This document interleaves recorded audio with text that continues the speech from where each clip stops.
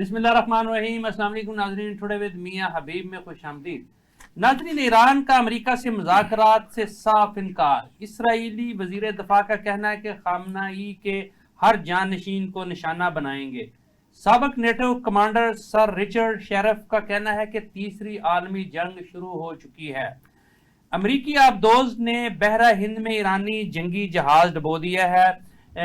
इसके अलावा हम अफगानिस्तान के हवाले से बात करेंगे। ऑपरेशन ग़ज़बुल हक़ जारी है। अफगान तालिबान के 481 जंगजू हलाक हो चुके हैं। 226 चेक पोस्टें तबाह कर दी गई हैं। दहशत गर्दों के मुतअद्दिद ठिकाने भी तबाह हो चुके हैं।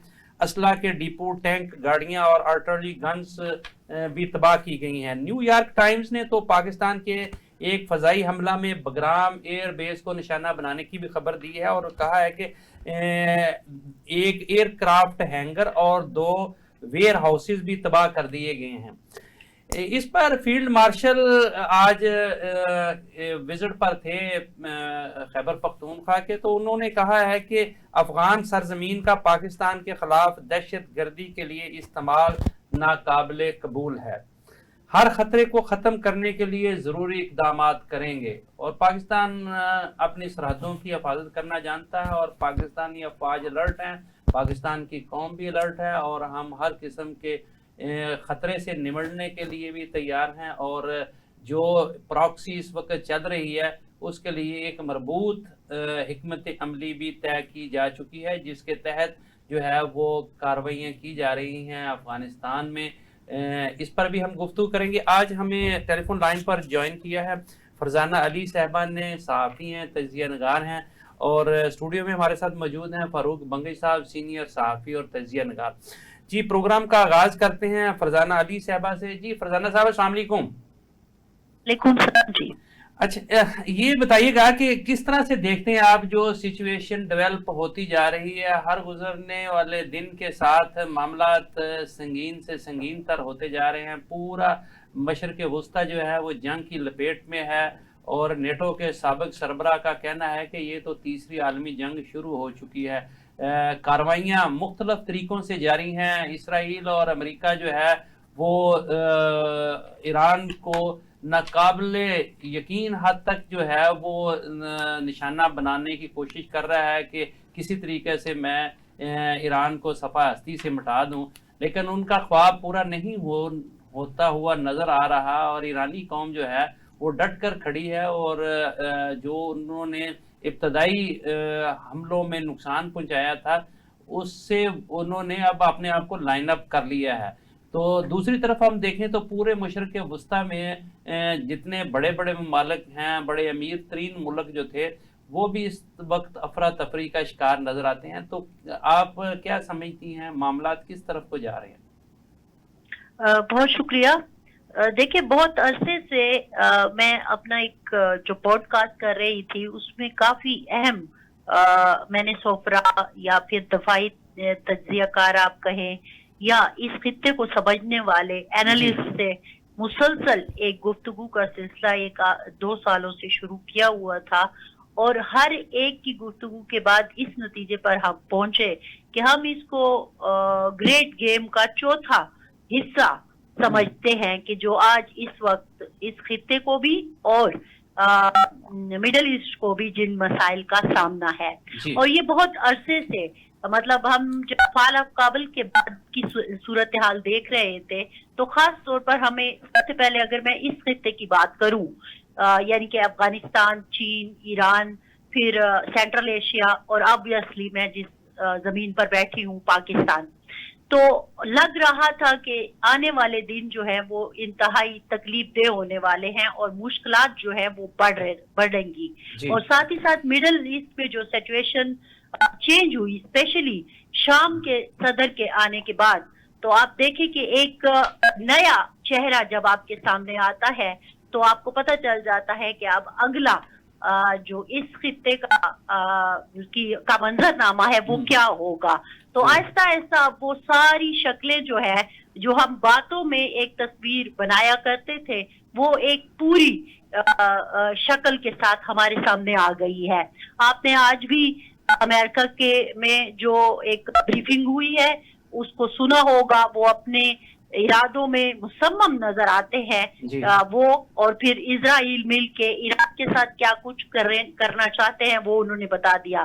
باوجود اس کے کہ آج جو بریفنگ ان کو وہاں پہ سینیٹر کانگریس کے لوگوں کو ملی اور سینیٹرز سامنے آئے، آپ نے دیکھا ہوگا کئی ویڈیوز ہمارے سامنے آئی ہیں جس میں مسلسل اس بات کا اعادہ کیا گیا کہ وہ اپنی یعنی کہ ٹرمپ کے اوپر بھی اعتراض کرتے، صدر ٹرمپ کے اوپر بھی اعتراض کرتے نظر آئے، بلکہ اوور آل امریکہ کے رول کو انتہائی تنقید کا نشانہ بناتے نظر آئے۔ آپ نے ایک پول بھی دیکھا ہوگا کہ وہ بھی سامنے آیا ہے کہ جب آپ افغانستان کی جنگ کرتے ہیں تو کدھر کھڑا تھا امریکہ، اب جب عراق کی جنگ ہوئی تو کدھر کھڑا تھا امریکہ، اور جب ایران پر حملہ کیا ہے اسرائیل کے ساتھ مل کر تو پھر کدھر کھڑا ہے امریکہ، چاہے وہ ان کے اپنے لوگ ہیں، چاہے وہ ڈیموکریٹ ہے، چاہے وہ ان کی اپنی پارٹی ہے۔ تو اوورآل یہ ساری شکل جو ہے آج آپ کے سامنے آ گئی ہے۔ جہاں تک ایران کا تعلق ہے، اس میں کوئی شک نہیں ہے کہ آیت اللہ خامنہ ای کی شہادت کے بعد بہت، اور ظاہر ہے بہت امپورٹنٹ لوگ جو ہیں شہید ہوئے ہیں، وہ ایک بہت بڑا دھچکا ہے۔ لیکن میں ابھی ریسنٹلی 2023 میں ایران گئی تھی، آپ کو وہ اتنی پابندیوں، اتنی جنگوں، اتنی مشکلوں کے بعد بھی ایک مضبوط قوم کے طور پر نظر آ رہی ہے، اور جو سمجھا جاتا تھا کہ شاید یہ والا جو حملہ تھا، ظاہر ہے ان کا اتنا بڑا نقصان ہوا ہے سپریم لیڈر کا، تو وہ ٹوٹ جائیں گے، لیکن وہ آپ کو ٹوٹے ہوئے نظر نہیں آتے۔ اب ان کے خلاف ایک اور آپ نے دیکھا ہوگا کہ آپ نے جو حوالہ دیا ہے مختلف فورمز کا، تو اس میں یہ بھی آیا ہے کہ کس طرح اب ایک نئی سازش بھی رچی جا رہی ہے۔ اینی تو یہ ایک سچویشن جو ہے اس طرف جاری ہے، لیکن ایران ہمیں مصمم ارادہ نظر آتا ہے۔ لیکن دوسری طرف آپ نے جو دبئی اور یو اے ای کی اور سعودی عرب کی بات کی، ظاہر ہے دبئی کے لیے ایک بہت بڑا جھٹکا ہے۔ وہ جس طرح سے ٹورزم کا ایک مرکز تھا، وہ تصور نہیں کر رہے تھے کہ اس طرح ان کے ساتھ بھی ہو سکتا ہے، تو وہ اوورآل بہت ایک ان کے لیے ڈفرینٹ سچویشن ہے، بلکہ پوری دنیا کے لیے جو وہاں پہ رہتے ہیں لوگ، تو یہ ایک اس طرف کی سچویشن ہے۔ دوسری طرف ہمارے خطے کی آپ دیکھیں تو ظاہر ہے ہم افغانستان کو سمجھا کے تھک گئے۔ آپ نے دیکھا ترکی اس میں آیا، سعودی عرب اس میں آیا، قطر اس میں آیا، کہ ہمارا یعنی کہ پاکستان کا ایک موقف ہے، اور اس موقف کا ہم بار بار، ہم جیسے لوگ تو میرا خیال میں فال آف کابل کے بعد ہی شروع ہو گئے تھے کہ یہ چیز جو ہے بیل منڈے چڑھتی نظر نہیں آتی، جو خواب ہم دیکھ رہے ہیں وہ ممکن نہیں ہے، کیونکہ یہ طالبان 1 اور طالبان 2 ایک ہی سکے کے دو رخ ہیں۔ اور پھر ساتھ ہی ساتھ ٹی ٹی پی اور دوسری جو جماعتیں ہیں، جو آرگنائزیشن ہے، ٹیررسٹ آرگنائزیشن ہے جو پاکستان کو وانٹڈ ہے، جیسے جماعت الاحرار ہو گیا یا فرزانہ، اس پر اگلے مرحلے میں ہم پروگرام کے اگلے حصے میں بات کریں گے۔ میں نے ابھی بنگی صاحب کی طرف بھی جانا، لیکن ایک سوال کا جواب دے دیں مجھے، یہ بتائیے گا کہ یہ آپ کو جنگ طول پکڑتی نظر آتی ہے، یا کہ اب ریئلائز ہو گیا جو امریکہ نے حاصل کرنا تھا وہ کر چکا ہے، ایران کو کافی نقصان پہنچا چکا ہے، تو کیا اب وائنڈ اپ کی طرف امریکہ جانے کا ارادہ رکھتا ہے، یا کہ مزید اس کو طوالت کی طرف لے کے جانا چاہتا ہے؟ دیکھیں، جو حزمیت کا اس کو سامنا کرنا پڑا آج اپنی قوم کے ہاتھوں اور اپنے لوگوں کے ہاتھوں، تو اس کو دھچکا تو لگا ہے، لیکن بریفنگ میں وہ ایک ٹوٹلی اس عزم کے ساتھ دوبارہ نظر آیا ہے کہ ہم اس جنگ کو جاری رکھیں گے، اور سیم سچویشن جو ہے آپ کو اسرائیل سے آنے والے دیکھیں، عالمی سیاست میں اور لوکل سیاست میں بھی ہم یہ سمجھتے ہیں کہ کہنے کی باتیں کچھ اور ہوتی ہیں، کرنے کی باتیں کچھ اور ہوتی ہیں، تو آپ ریئلسٹک سوچ کے ساتھ کیا آبزرو کرتی ہیں کہ کیا یہ معاملات جو ہے یہ طول پکڑتے ہوئے نظر آتے ہیں؟ کہ جی، میں یہی عرض کو کر رہی ہوں کہ جو ریاکشن آیا ہے اس کے بعد تو میرا خیال میں کوئی جواز بنتا نہیں ہے مزید ایران کے اوپر حملوں کا۔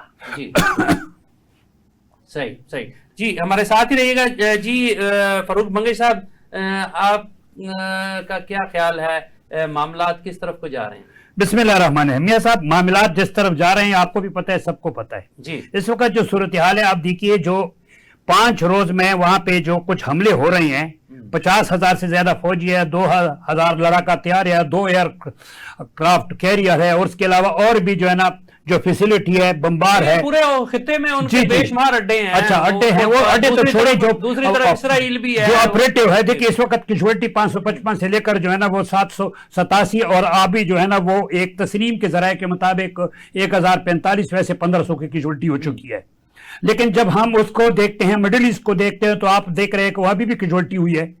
और उसके अलावा यह अमेरिकन फौज है जो है 9,000 के करीब, वहां से जो है ना अनखला की भी खबर है। अच्छा। इसके अलावा वहां पे कारोबारी हालात आप देख रहे हैं जो कुछ है, कि ईरान ने सबसे पहली बात यह है कि देखो जब हम वार टेक्टिक्स देखते हैं वो ये है कि पहले हमले को नाकाम बनाना, आप रिस्पांस रिटिलेट किस तरीके से करते हैं। आपको पता है पिछले महीने जो हमने एक तारीख दी थी कि इस तारीख में यह हमला होगा, तो उसमें हमने वो 4 मुख्तलिफ पॉइंट बताए थे कि इस तरह करेगा। देखिए पहला पॉइंट तो है कि उसका निशाना जो है इसराइल है, और इसराइल पे मुसलसल हमले हो रहे हैं। दूसरी बात यह है कि मिडिल ईस्ट को डिस्टर्ब करना था, बेसिस को डिस्टर्ब करना था, उसमें वो कामयाब हुआ है, एक तरफ से वो कामयाब है अभी तक। आपकी बात दुरुस्त है कि पूरा मिडिल ईस्ट डिस्टर्ब है, लेकिन क्या अमेरिका को इसका इदराक है और क्या अमेरिका इसका दबाव है कि उस तरफ आ रहा हूं। अच्छा, उसके अलावा जो है प्रॉक्सी एक्टिवेशन में थोड़ा टाइम लगेगा। ये 2 पॉइंट ऐसे है, प्रॉक्सी एक्टिवेशन में थोड़ा टाइम लगेगा अब इसको, और फिर हॉर्मुज का जो लास्ट वन है जो बड़ा क्रिटिकल कंट्रोल है वो उसको बंद किया है, लेकिन उसमें भी मतलब सप्लाई चेन मुतासर होने में कम से कम बहुत भी आप कम लगाएंगे 10 दिन लगेंगे, क्योंकि असरात आने में जो इफेक्ट्स होते हैं। अब इसमें यह है कि जो हमले वो कर रहा है इसराइल पे, और दूसरी ओथ में तो अभी तक उसकी कामयाबी नजर आ रही है। और इसकी जो है ना इसमें जब हम अमेरिकन की नाकामी जहां तक आप बताते हैं, जो पॉइंट आपका है कि हम उसका हम जिक्र करें, देखिए एक तो डिप्लोमेटिक प्रेशर को हमने देखना था, मॉनिटर करना था, क्या आ रहा है। वो चाइना और रशिया ने एक बयान दे दिया, उसके अलावा कुछ नहीं हुआ है।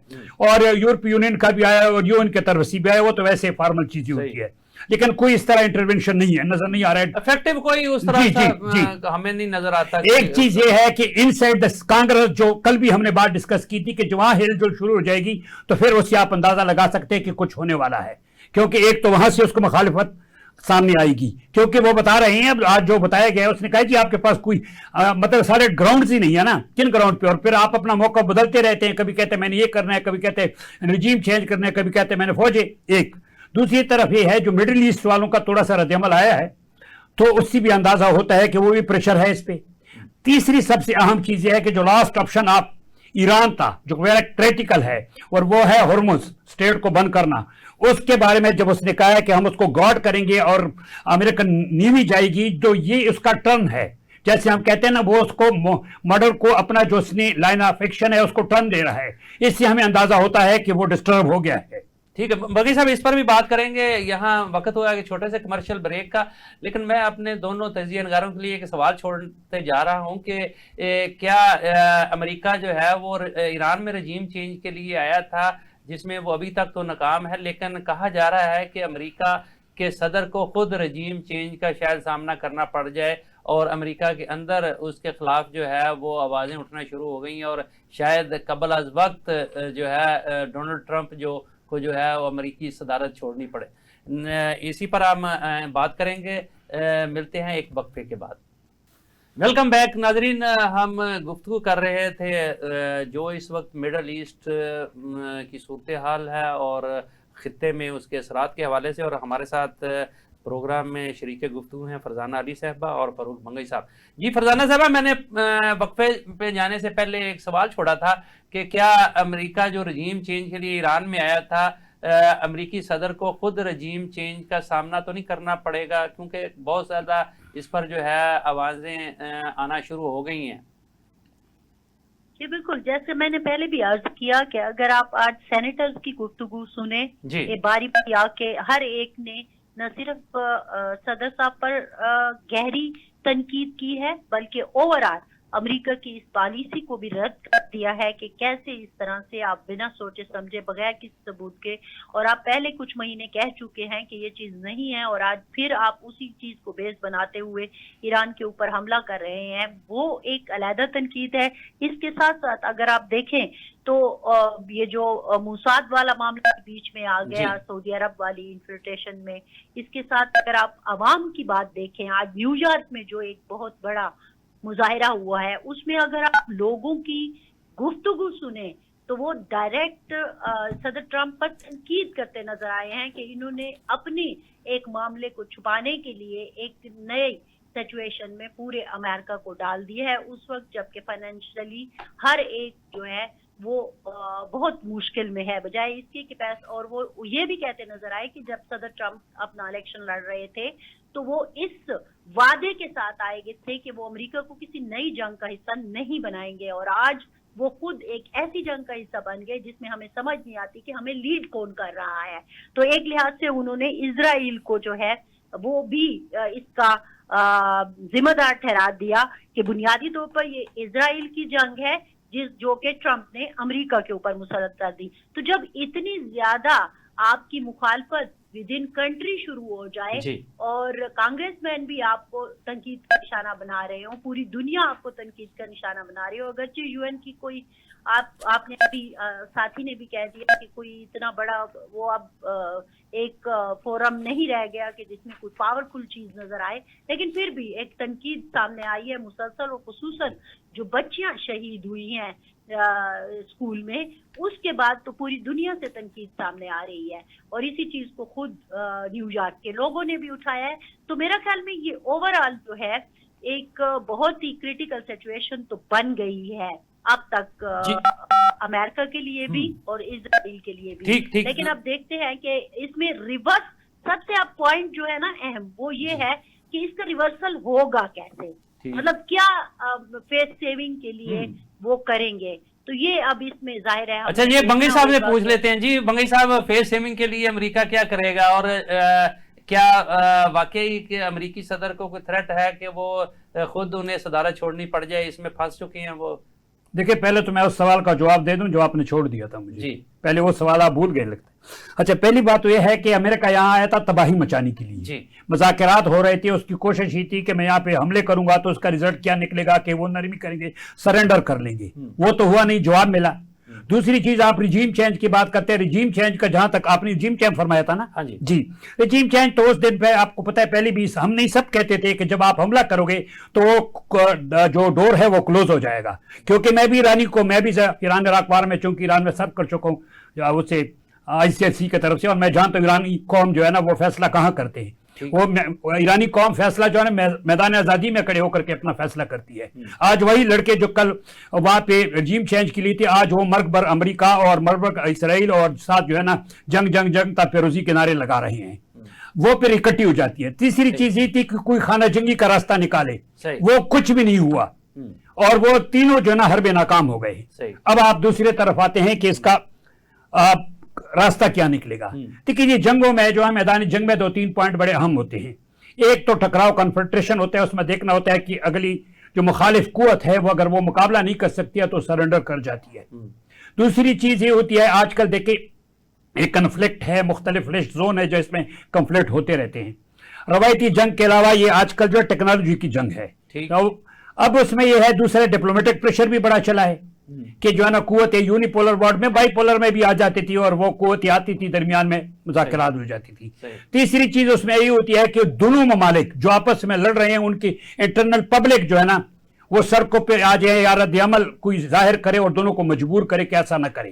ایک فیکٹر یہ بھی ہے، اور اس فیکٹر کو یہاں پہ ہمیں کنسیڈر کرنا پڑے گا کیونکہ یہ فیکٹر بڑا اہم ہے. ایک اسٹریٹجک پوائنٹ جو اس کی پراکسی اور ابنائے ہرمز ہے، یہ 2 پوائنٹ اس کی جنگ کا فیصلہ پوائنٹ کریں گے. دوسری چیز یہ ہے کہ پبلک، آپ کو پتہ ہے اس وقت 2 قوتیں وہاں سے لڑی. ایک امریکہ، ان سائڈ امریکہ میں آپ کو پتہ ہے کہ وہاں کانگریس کا رول بھی ہے، اور جب امریکن لاشیں جاتی ہے، ہم نے ویٹنام میں بھی دیکھا ہے کہ جب لاشیں جاتی ہے پھر پبلک کا رد عمل آتا ہے.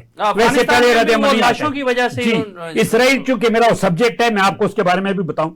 اسرائیلی جو ہے نا وہاں بھی ایک سائیکی ہے، وہاں پہ کانگریس ان کا پارلیمنٹ کی طرف سے اتنا نہیں ہوتا، ان کا عوام کا بڑا ہوتا ہے. اچھا بنگئی صاحب کہتے ہیں کہ اگر ان کا ناشتہ خراب ہو جائے تو اس طرف میں آ رہا ہوں. ان کے 2-3 ویک پوائنٹ ہے اسرائیلی کی. اب دیکھیں 3 ہے، ایک وسطی، شمالی، جنوبی. جو اسرائیل کو ہم دیکھتے ہیں نا اس میں مختلف حوالے سے وہاں پراکسیاں لڑتی رہی. انہوں نے اتنا اس کو سیکولوجیکل جو ہے نا ایک مائنڈ اس کا بنا ہوا ہے.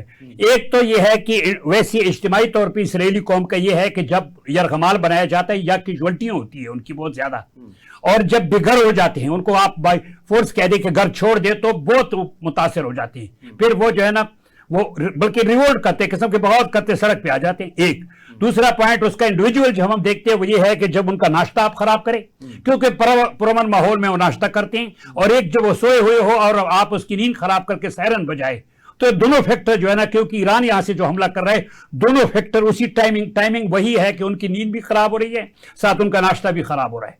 जी ठीक। अच्छा बंगी साहब, चूंकि मामला जो है वो काफ़ी गंभीरता होते जा रहे हैं, जो नेटो के साबिक सरबराह ने बात की है कि ये तीसरी आलमी जंग शुरू हो चुकी है, जाहिर है वो इसको एक आलमी पराहे में देख रहे हैं और अदराक है उनको बहुत सारे मामलात का। उनके बयान को जो है वो हम ऐसे ही रवायती बयान नहीं कह सकते, उन्होंने कोई सोच समझ कर ही ये बात की है। तो क्या वाकई तीसरी आलमी जंग जो है वो उसका खतरा जो है वो मंडला रहा है?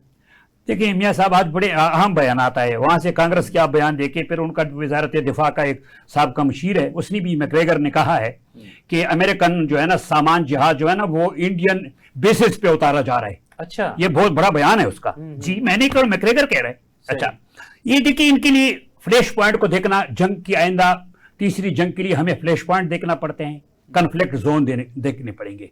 आपको याद है ये साल शुरू होने, जब साल शुरू हुआ था तो उस वक्त मैंने भी एक तज्जिया दिया था और उसमें बता दिया था कौन से कन्फ्लिक्ट जोन है, वो बहस लंबी हो जाएगी। इस वक्त इस साल के लिए देखिए ओवरऑल तो हमारे पास 5 है, देख लें। ईरान और जो इसराइल वार है, मिडिल ईस्ट में जो हम देते हैं, फिर मशरकी यूरोप में जो हम जाते हैं तो यूक्रेन रशिया का है, फिर कोरियन का भी है, उसमें चाइना ताइवान का भी है, और साथ इंडो पाक भी है। ये बड़े अहम है, मतलब है जिसको हम कंसिडर करते हैं तीसरी जंग के लिए कि यहां से ट्रिगर्स।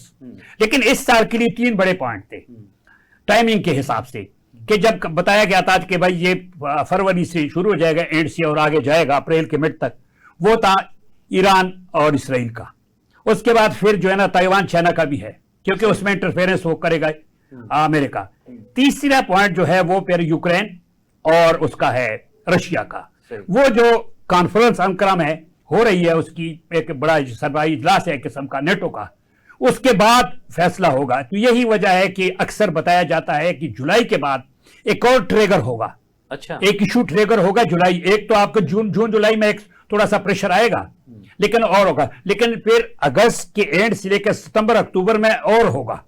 और वो अगर नेटो उसके वर्सेस रशिया आ जाए तो ये है कि आपकी ये जो तीसरी जंग है उसके लिए समा किया जा रहा है। अब इस समय यह है कि तीसरी जंग अगले साल है, एक मतलब एक रिपोर्ट आई है, या 2 साल बाद है या 3 साल बाद है, ये कैलकुलेट किया जा रहा है।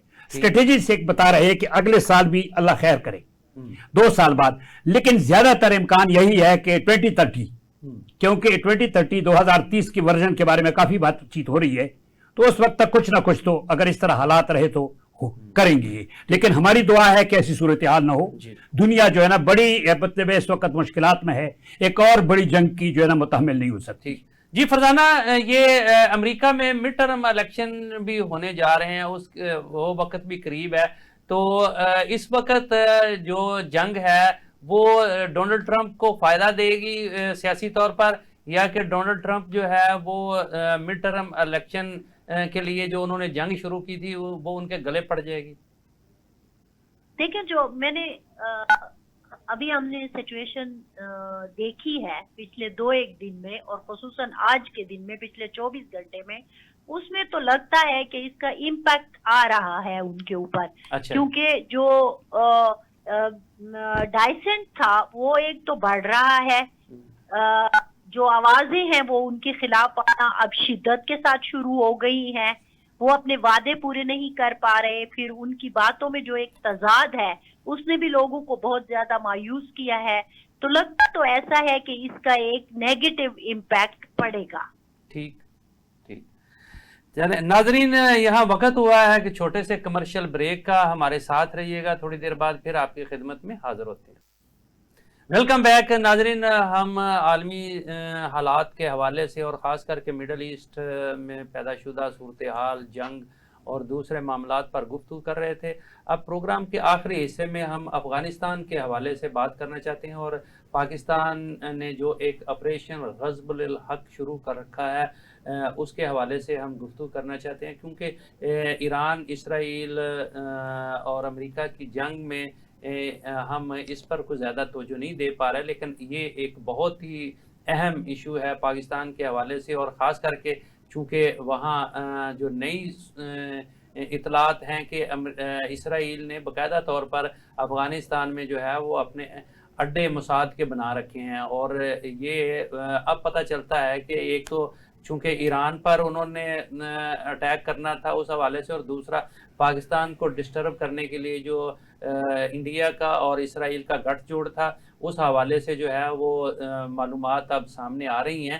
تو اس پر آج بڑی اہم بات کی ہے ہمارے آرمی چیف اور فیلڈ مارشل صاحب نے۔ انہوں نے کہا کہ افغان سرزمین کا پاکستان کے خلاف دہشت گردی کے لیے استعمال ناقابل قبول ہے، ہر خطرے کو ختم کرنے کے لیے ضروری اقدامات کریں گے۔ جی فرزانہ علی صاحبہ، یہ بتائیے گا کہ ہم نے فضائی کارروائیاں کی ہیں کافی ساری، اور اس میں بہت سارے ٹھکانوں کو جو ہے ختم بھی کیا ہے، چیک پوسٹیں بھی تباہ کی، کچھ پر ہم نے قبضہ بھی کیا، کچھ ان کے لوگ مارے بھی گیا، کچھ دہشت گردی کے ٹھکانے بھی تباہ ہوئے، اور کچھ جو ہے ان کے ایمونیشن کے ڈپو اور دوسرے ذخائر جو ہیں اسے بھی تباہ کیا گیا ہے۔ تو یہ آپریشن جو ہے وہ کس طرف کو جاتا ہوا آپ کو نظر آتا ہے؟ دیکھیں، بظاہر تو یہی لگ رہا ہے کہ یہ تنازع رہے گا، ابھی بھی اس کے خطرات موجود ہیں۔ اگرچہ ہم یہ تو نہیں کہہ سکتے کہ یہ ایک مکمل جنگ کی شکل میں ہمارے سامنے آئے گا، لیکن یہی جو صورتحال اس وقت چل رہی ہے نپی تلے انداز میں، یہ سلسلہ جو ہے فی الحال تو جاری ہوتا نظر آتا ہے۔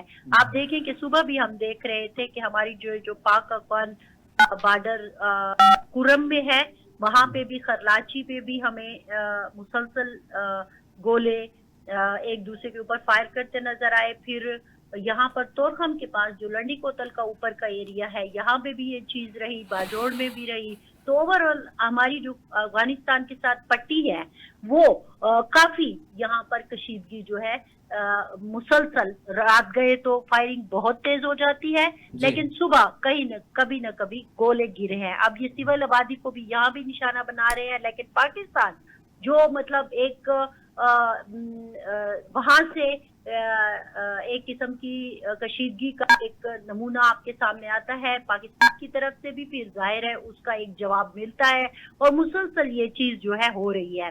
اب نقصان کی جو آپ نے بات کی ہے، اب افغانستان اور پاکستان میں آپ کو پتا ہے کہ بہت زیادہ فرق ہے، آپ کی فورسز کے حوالے سے بھی، آپ کی جو فورسز کی قوت ہے اس حوالے سے بھی، اور خاص طور پر جو ہمارا ایج ہے وہ فضائی قوت کا ہے۔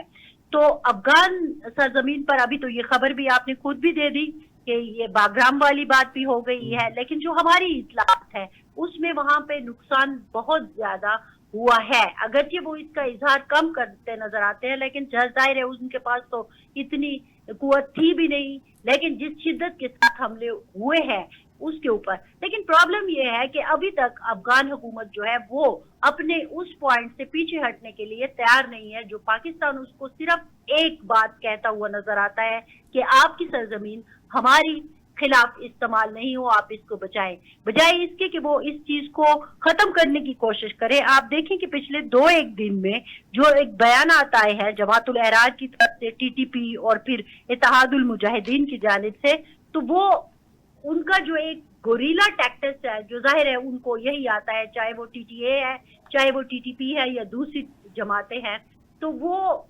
مسلسل پاکستان کو اسی سے نشانہ بنانے کی کوشش کر رہے ہیں، اور بار بار اس کا اظہار بھی کر رہے ہیں کہ وہ سوسائڈ کے ذریعے ہوگا یا ڈرون کے ذریعے ہوگا۔ اگرچہ ہمارے پاس یہ بھی اطلاع آ رہی ہے کہ جو ڈرون کا ڈپو تھا اس کو بھی پاکستانی فورسز نے بڑی کامیابی سے نشانہ بنایا ہے، لیکن بات مجھے لگ رہا ہے کہ یہ سلسلہ فی الحال اسی طرح سے جاری رہے گا۔ جی ٹھیک ہو گیا۔ جی فاروق بنگئی صاحب، یہ جو آپریشن غزب الحق ہے اس کا کیا امپیکٹ آ رہا ہے؟ کیا خبریں کم آ رہی ہیں یا واقعی دہشت گردی میں کمی آ گئی ہے؟